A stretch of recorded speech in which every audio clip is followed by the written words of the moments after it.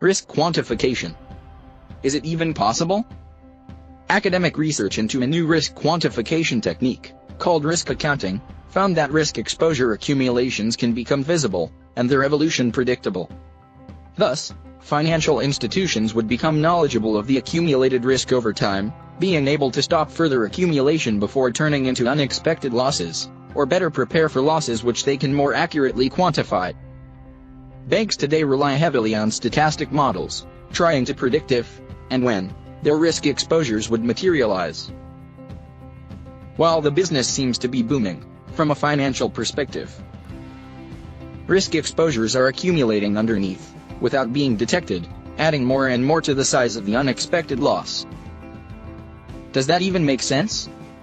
Is it really more important to know, if and when, the risk exposure bubble would burst, over how much damage it would cause? This is what risk accounting helps with. It won't matter statistically how likely it is for a risk event to happen, if the organization would be aware of its size and be prepared to absorb it. Moreover, if the ongoing exposure accumulation becomes visible, it could always be stopped if it exceeds thresholds set by the risk appetite statement. So, how can risk accounting help? And whom? Risk accounting can help financial institutions gain a 360-degree view on their risk mitigation effectiveness, find the weak spots and address them efficiently, in logical priority. It does that by quantifying the risk exposure level of processes that handle business transactions. It identifies the total loss potential, the risk mitigation effectiveness, and the residual loss potential at the level of each business activity.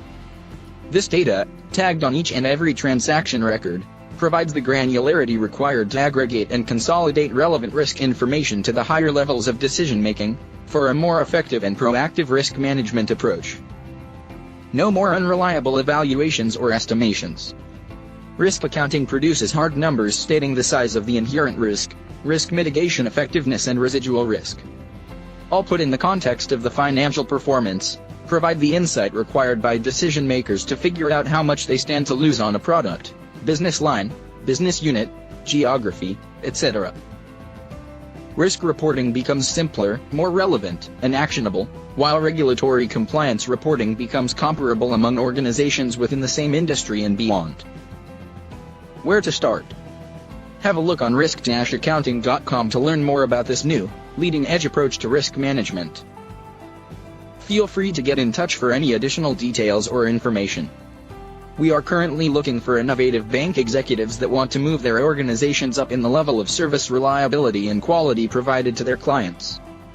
Would you want to be one of them?